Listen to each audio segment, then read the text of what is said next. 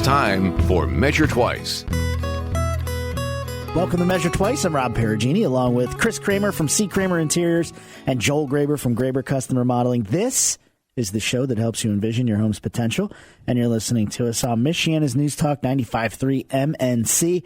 We are brought to you in part by Leatherman Supply. Everything windows, doors, cabinets, and countertops, with a showroom now open in Granger next to C. Kramer Interiors and Hoosier Hardwood Floors, Michiana's trusted and valued experts on hardwood floors. You can visit them at HoosierHardwoodFloors.com. And I just noticed something, that when I am halfway through my coffee at some point in the show, those live reads, they're called, just to pull the curtain back a little bit, you know, they get shorter by about 4 seconds. Yeah. So that's the longest one you're going to hear today, ladies and gentlemen, because at the end of this coffee, I'm going to be down to 26 seconds on this. And I'll probably sound like it. But today's a great show. I always say that, but this is a really good show because there's some things happening in the neighborhood. In our world? In our world, but in the neighborhood. You know, South Bend, Elkhart. We can't talk about South Bend yet because we don't want to put that out in the ether. But but there's cool stuff going on. First of all, there's cool stuff going on in South Bend in the historic district anyway. Mm-hmm. Yeah. Always. Yeah. Yeah. Well, they have the benefit of some really good organizations. They really do. Like motivated, backed properly. Passionate about the right things. Yeah. Like, you know, we're just talking about Todd Zeiger. Yeah, I know. I mean, that guy is. Let's just talk about who we're talking about something. here. Yeah. And it's a shame I can't refer to him as the Kevin Spacey of South Bend anymore because that's bad to do. He looks a little like Kevin Spacey, and he sounds a little like him. Yeah. But doesn't act like him. He does not act like him at all. He is a far better person. He really super is. Let's clarify that right up front. Yeah. But remember when he was on the show before Kevin Spacey went south? It was all fun to talk about that. Yeah. And now that Kevin Spacey's a little iffy. Yeah. A little? Little? Well, I don't want to be liable for anything. All right. Yeah. Okay. Got it. We don't either. Yeah. No. So Kevin Spacey, I'm sure, is a fine gentleman. Moving on. We just don't. We'll have to find a different doppelganger. Yeah, for we're him. going to look really hard for that. But it is a cool little, if you haven't been to, what's the road that I'm thinking of? It's the street it's on? Yeah, Portage and Navarre. Navarre Street. If you cruise down Navarre Street, that's Oh, man, yeah. wow. Chris's favorite house is there. Yeah. Yeah. Which house is it? Right across the street. The Chapin house. Right. Everybody's like, oh, yeah. That's That's right. across the street from. Just name that. He's like, across the street. From what? Nothing. That's not what we're talking about. We're talking about the Chapin house. Which is across the street. The Carpenter Gothic. He's giving away all the good stuff. you can't give away that detail yet. Why not? Because we don't have it. But It's not I'm not thing. telling you anything other than the house that you told me I liked. That's which true. is the Carpenter Gothic. And then there's a house 2 doors down from it getting some work done on it. It's a beautiful house, too. Around the corner.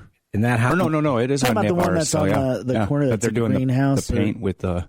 Really? With the linseed. the linseed paint. That's what my window guy uses. Which is the reason why we're talking about what we're talking about today. Because the second I heard that they were using that paint, I was like, we got to talk about that on the show. Yeah. Yeah. Because that's specific. You don't hear of linseed paint used for exterior very often, probably because it's very expensive. Well, so let me just set it up a little paint bit. a picture.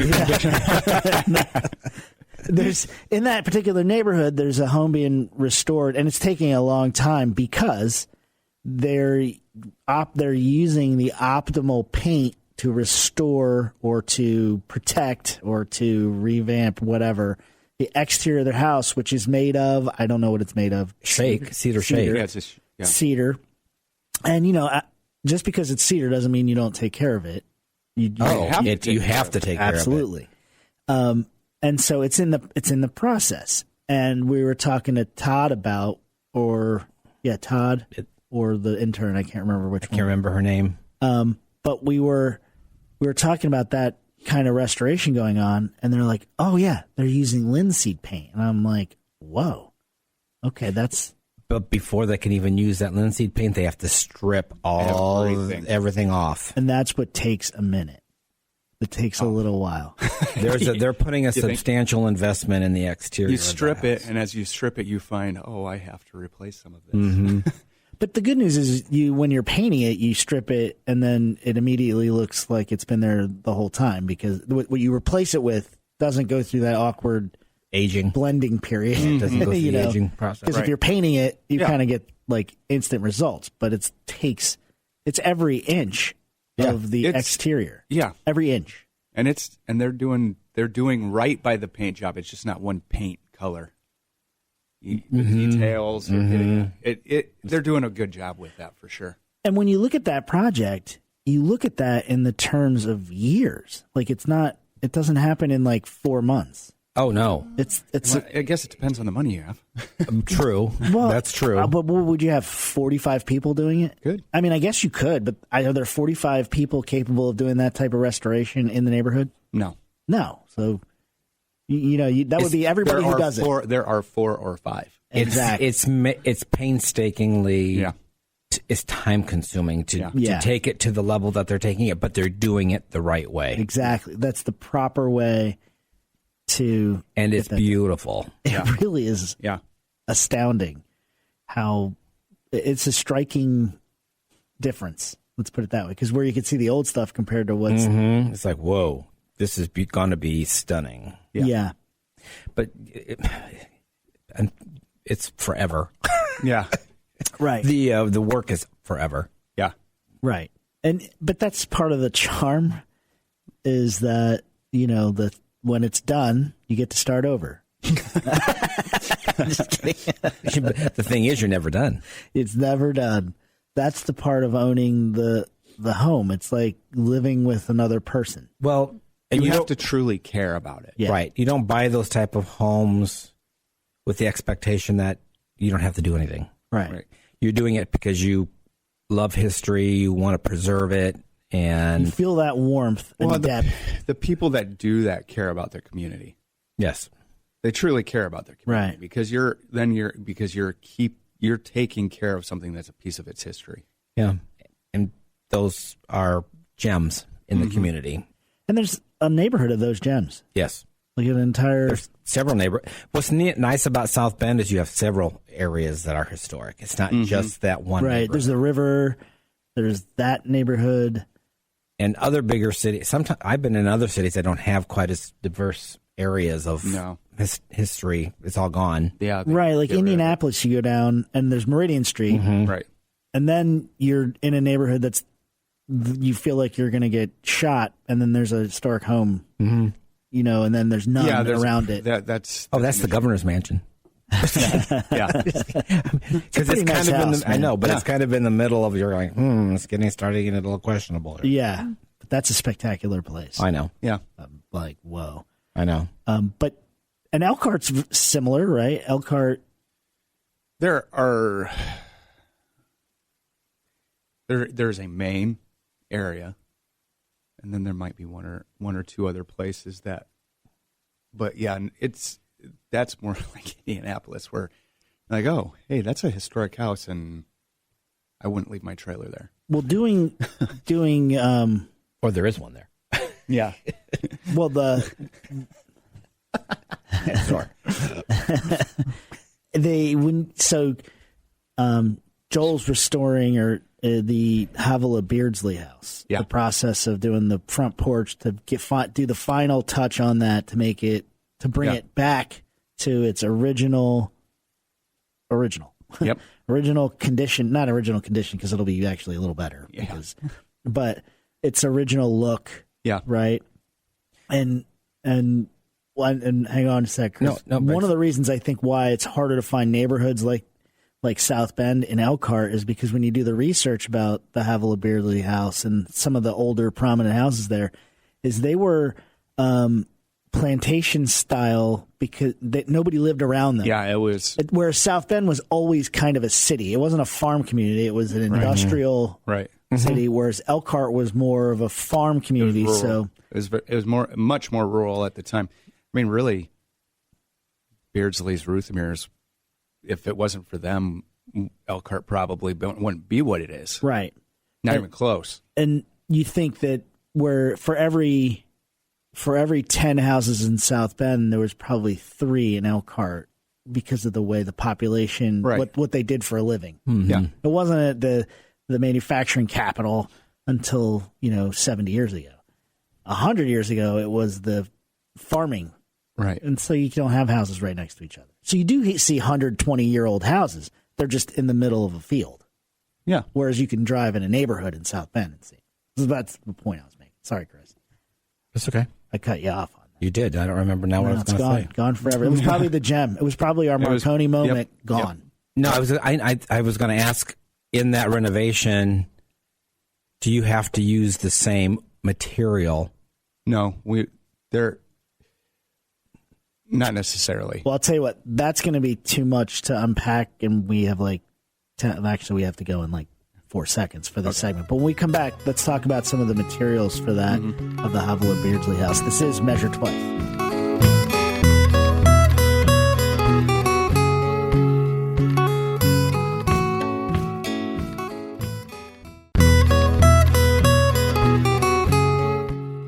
Welcome back to Measure Twice. I'm Rob Perugini, along with Joel Graber from Graber Custom Remodeling and Chris Kramer from C. Kramer Interiors.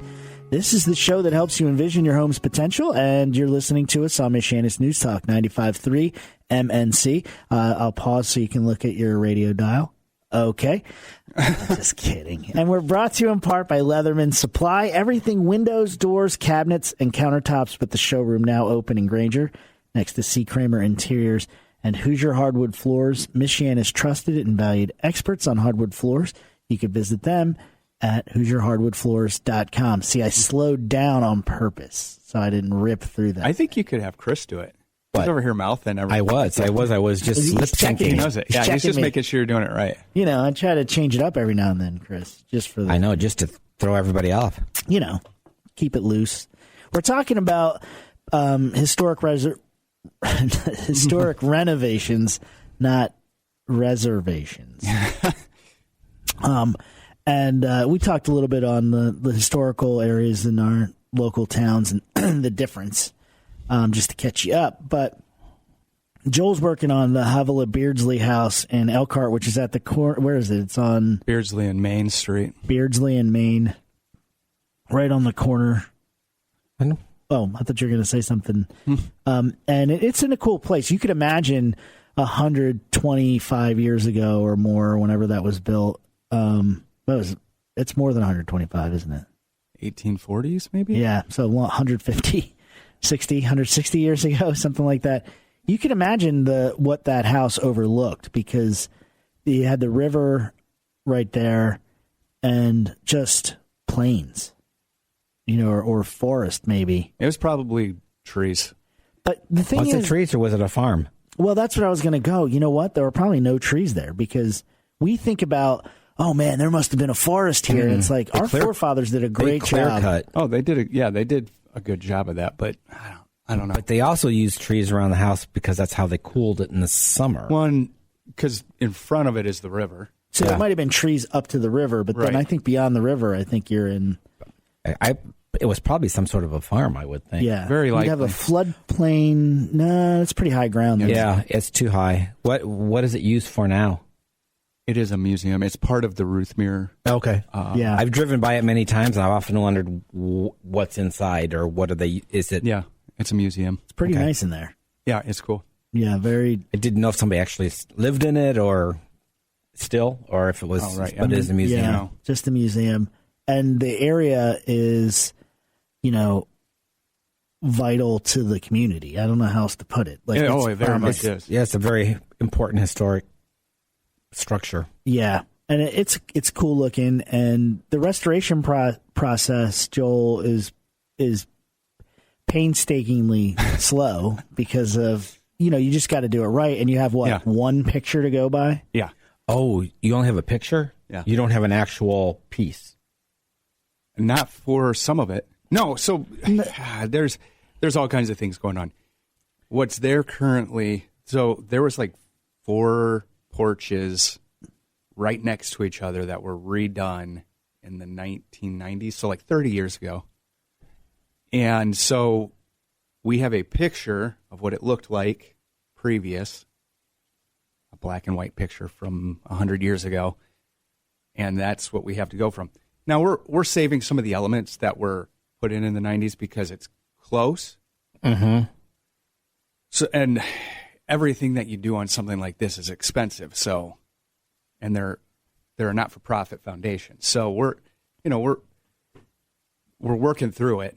And if you're driving right now or listening and you're like, you know what, that's something I want to get involved with, I'm sure Ruthmere would help you make a difference if you wanted to make a difference. Yeah. And maybe not even this specific project or this specific project, but they have five properties I think that they own. Yeah. And they're cool. Very cool. Mm-hmm. And they understand, when you work with organizations about restoration, they live in the real world. Like they understand that, okay, we can't perpetuate the thing that rots every year by replacing it with the thing that rots every year. Mm-hmm. Right. We can use improvement. And I think your question before we went to break was, are you using the same materials for the Havilah Beardsley house in Elkhart? That's what we're talking about, restoring the front porch. You would ask, are they using the same exact material? Right, like if it's oak, do you have to use oak, or because it's painted, isn't it? Yeah, it's painted. Because some historic restoration projects have to use the same material. Depending on the district or who is over it. Yeah. No, we were researching all kinds of things. We were talking about thermally modified lumber for some of it. What is that? That is where you take lumber, you completely you take all the moisture out of it. So you kiln dry it to where there is 0% moisture in it, and then you reintroduce a very small amount, and that makes it water resistant. It's a way of, instead of treating lumber like treated lumber, it's a way of making it water resistant without the chemicals. Interesting. I didn't know that was a thing. And it holds up really well. It's fairly new. Is it kind of, because lumber now we don't have the old growth. Right. Does it replicate old growth at that point as far as the tightness and the water resistance?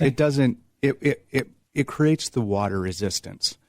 It's not going to add grains or anything. No, but does it make it? I was just trying to think. Does it make it as stable as it becomes extremely stable? Yes. When you say stable, you mean expansion. It's not going to move as much. It's not going to split like other stuff would.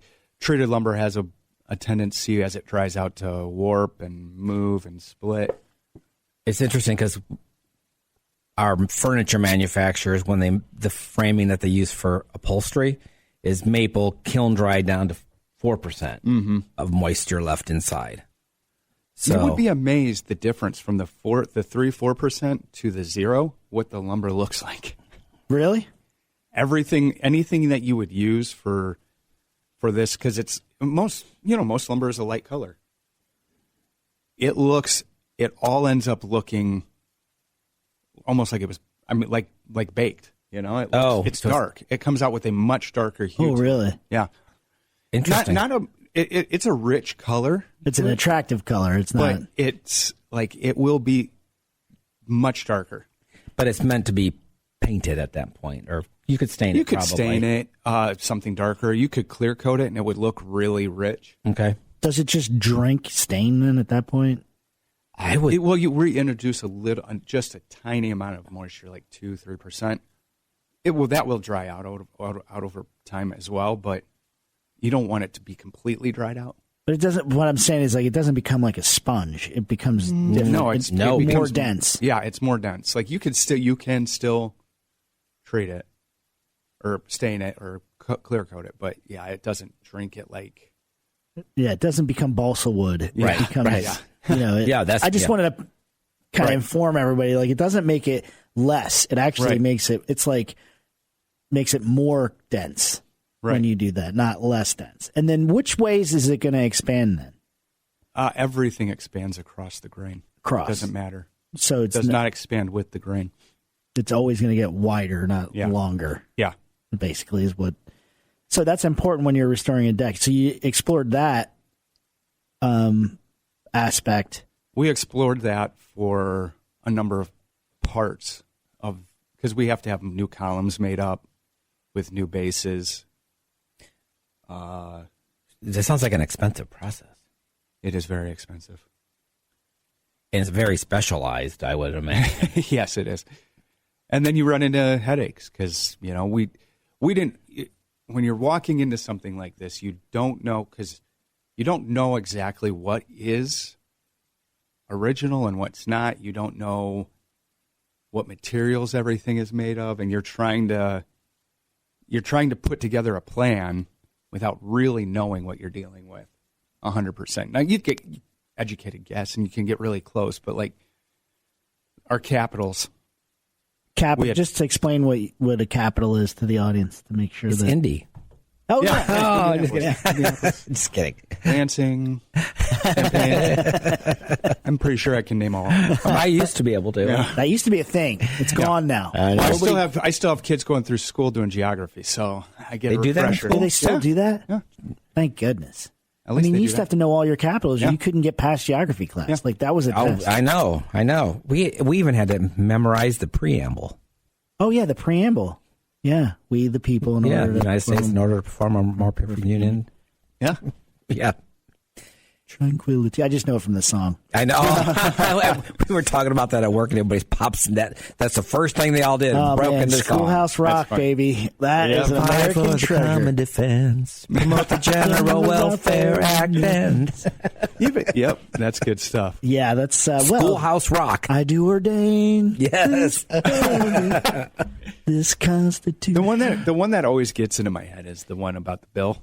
Oh yeah. Oh. When we come back, we will start singing that song. We're out of time, but we're going to talk about the capitals, and first we'll explain what Okay. they are. When we come back, Yeah. This is Measure Twice.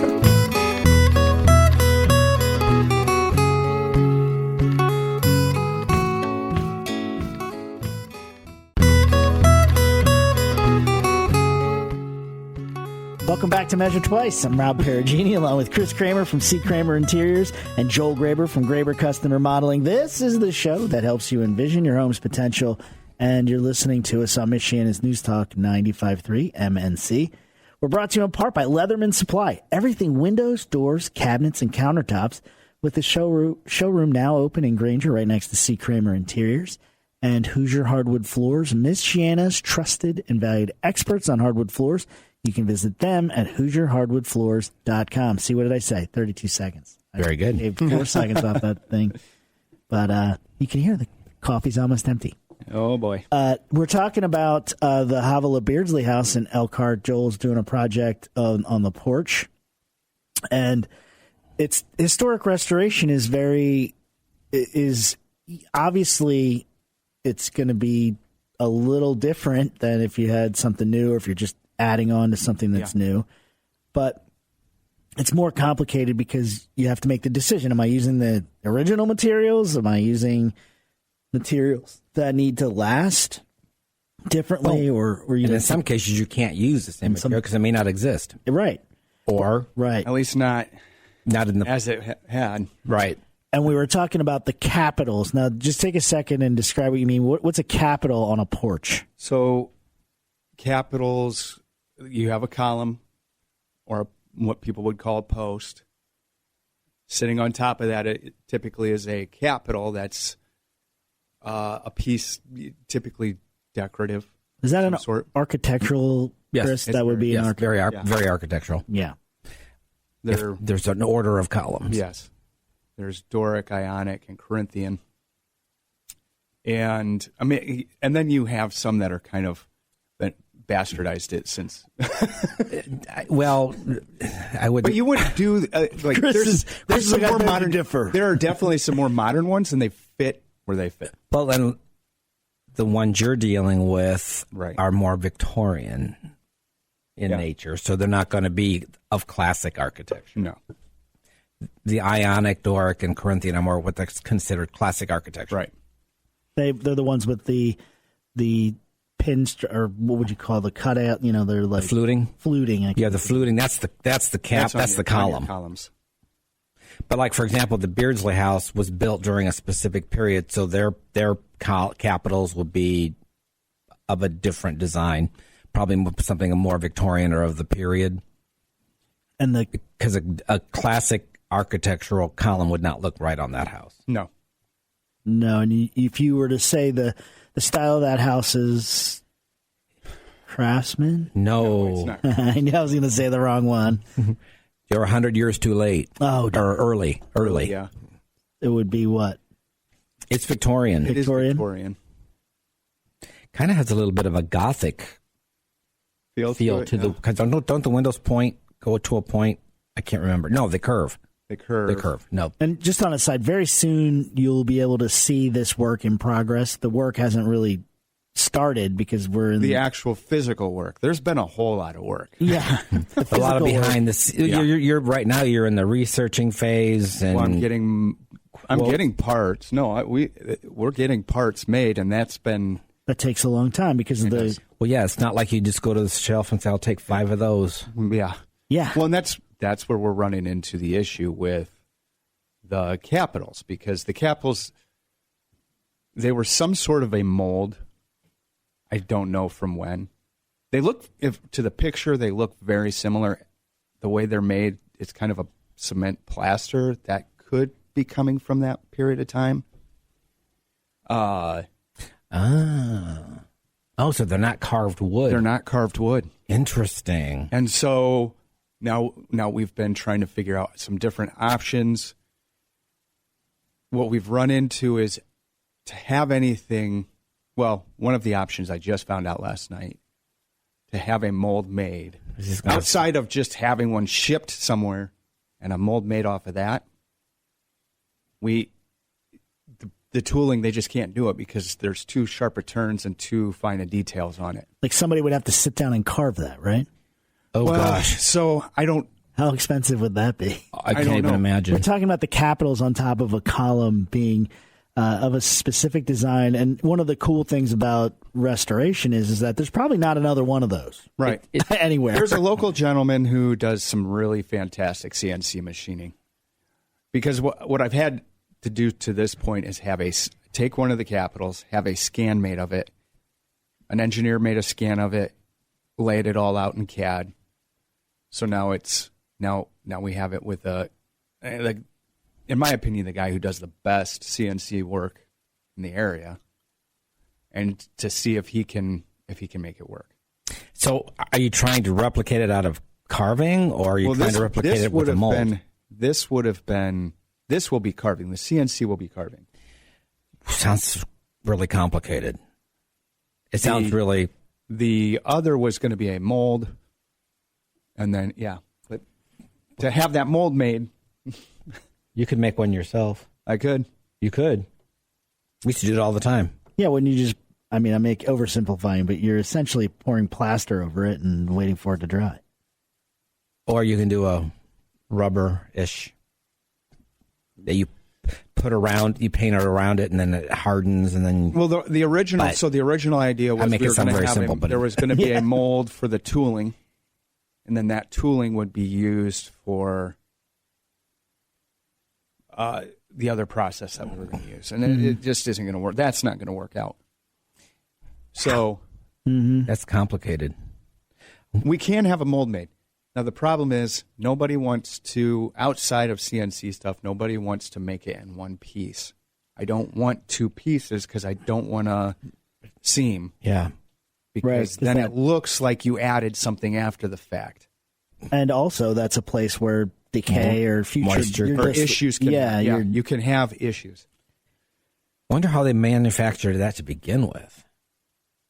Back on. That would have most likely have been a carving of some sort, and then you would make a mold from that. And we're talking about the capitals on top of a post of the hovel of Beardsley House that's built 1840-ish, 1860-ish, a long time ago. Yeah. So you do have an actual physical capital to work off of. Yeah, I have to have.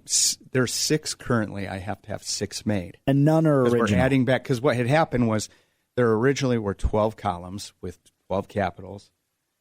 6 are left. Were they all the same?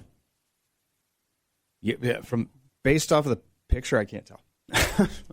What do you know? What's Are there there any now? original ones there left? I can't tell you for sure.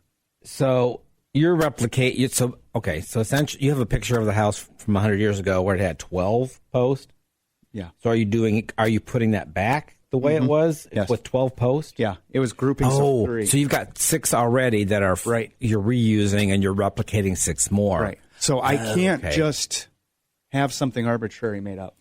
No, because they have to match exactly. You have to match what's there. Yeah.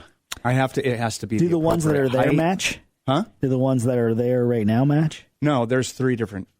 Oh my gosh. It is a whole thing. That's time consuming. It is very much so. Time consuming. You got to really want to do it. Yeah. I really want to do it. And I want it to be great for them because they are fantastic people there and they care about the community. That's why I like doing it. And that's a challenge. What's fun about it's not fun necessarily, but what's unique about a project like that is it's taking you out of your norm. Yeah.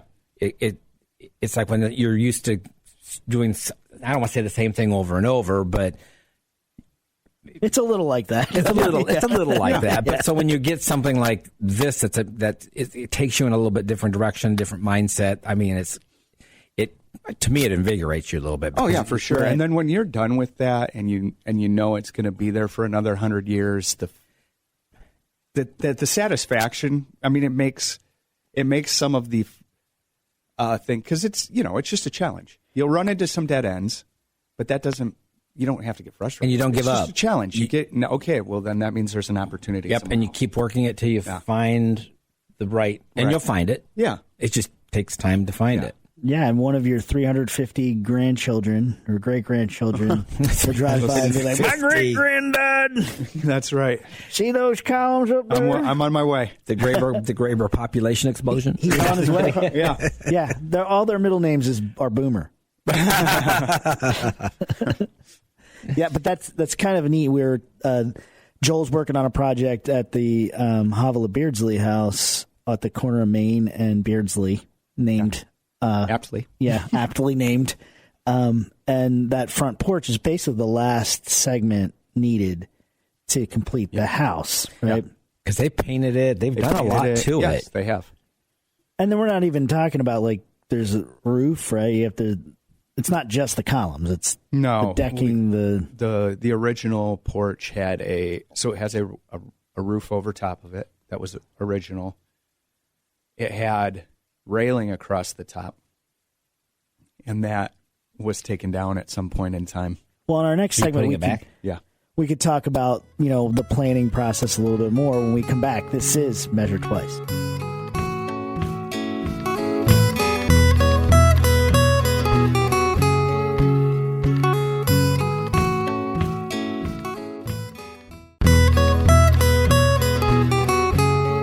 Welcome back to Measure Twice. I'm Rob Perugini, along with Joel Graber from Graber Custom Remodeling and Chris Kramer from C. Kramer Interiors. This is the show that helps you envision your home's potential, and you're listening to us on Michiana's News Talk 95.3 MNC.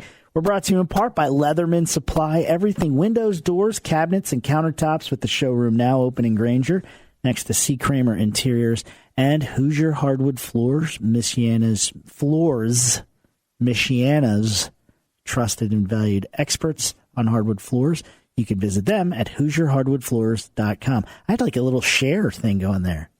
Didn't I? I was like, is that everybody or sure? I don't know how. It was something. Yeah, it was something. Just, garbled. That's keeping it. That's how I keep interesting. it. That's how you know the professional parts from the amateur parts. That's right. Yeah.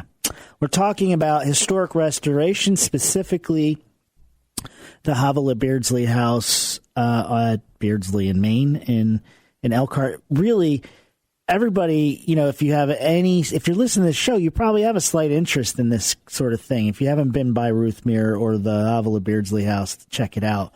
It's cool, really cool architecture, lots of interesting things in there, and they're nonprofit. And this isn't like a telethon for them, but while we're talking about it, you can help them, if you want.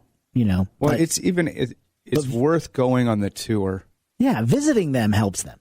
Yeah. So you get something out of it. It's not like a donation necessarily, but it's important work because without our heritage, we don't have our compass, right? And so I think it's important to keep these these things alive. We too often in today's day and age look back on our history and blame it, as opposed to looking back at our history and looking at it as the forms that brought us where we are. Yeah. We are primal. Every generation before us is primal compared to the next generation. And you can't rail against it. No. Right? You can't look at it and say, well, those are the errors of mistakes, and say, well, okay, mistakes were happened, but this architecture is part of how we mistakes got here. happen, but that's how you learn and grow from that, and that's how progress you move from it. forward. Right. And I think it's kind of cool to visit that and find where the positives are. Look, that which there are Beardsley House few of them. is a testament to somebody who was just like if you do any research on Dr. Beardsley, Yeah. you learn that this is a person that could have lived anywhere he wanted. Yeah. Literally anywhere. He could have moved to the gold rush. He could have moved to New York and been super prominent and have, just a way easier life. Mm-hmm. But he saw something and stayed. Yeah. That's worth it. That's cool. But that's how our country was built. Absolutely. And these pieces of that are everywhere. And it's cool to be a part of that kind of project. And we take so much of it for granted because we don't know our past as much as we should sometimes. Right. And it's kind of important to go feel and touch it. Yes. Yes. I mean, when I think of people that relocated to this area when it was wilderness, and bought land from the federal government and relocated their families and had to clear hundreds of acres just to live, to start their farms. We think about it and look how easy we have things today. Right. But can you imagine clearing 700 acres of land with no modern equipment? Right. And they did it really well. I'm interested. Somebody email Joel this. No. I'm interested. How did they clear cut that forest? Because they have giant roots. Now, how do you? I don't get it. I don't know. The cutting down part would have been the easy part. That's what I mean. It's the root ball being under able that to thing. use the ground then is what gets. Yeah. I don't know how they did it. I need to go to research that. Yeah. It's very. I mean, there's so much to learn, and the history these houses that are worth saving in these historical places, that the stories associated with those, of the people associated with those houses are, what made America. I mean, you think about Indiana, like there's a house here in South Bend area that a prominent abolitionist moved to.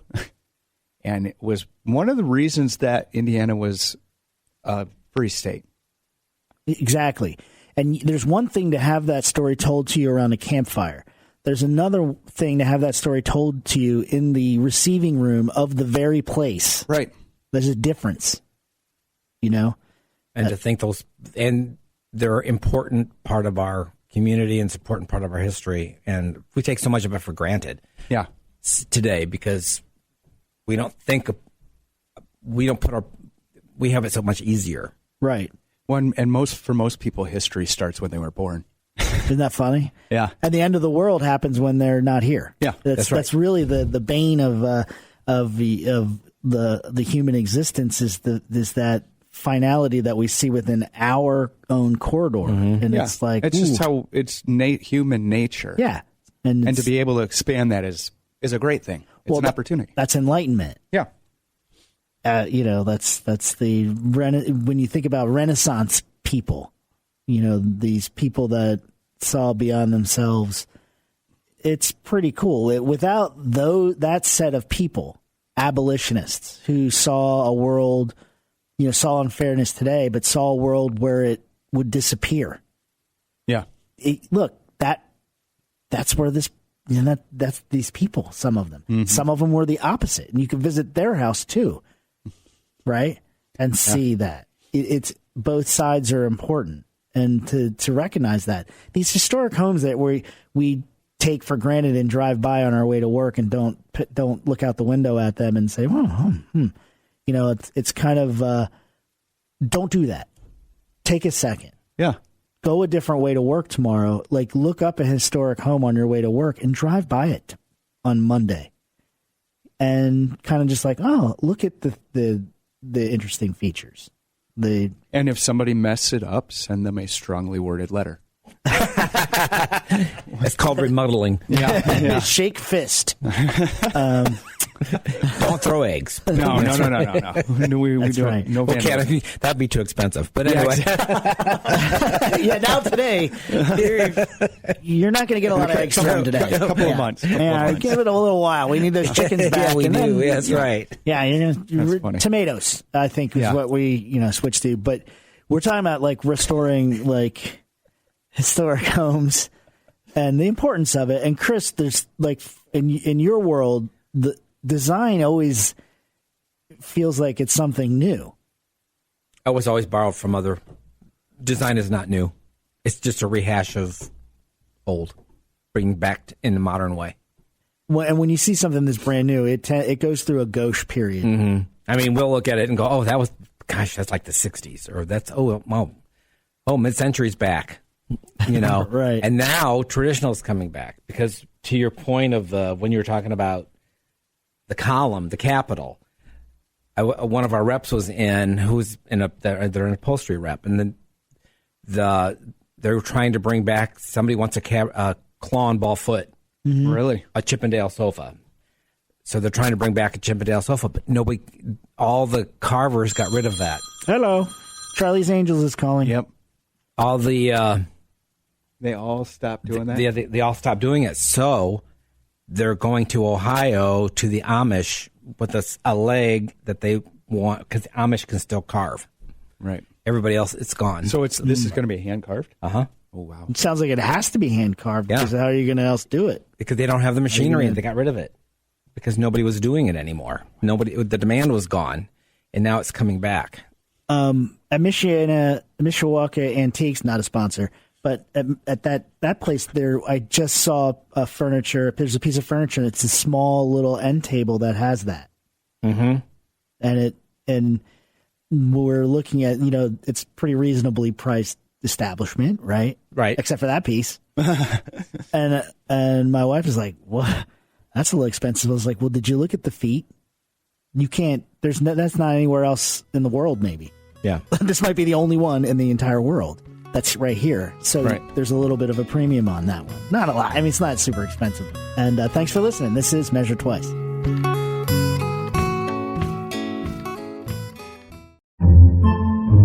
Podcasts by Federated Media.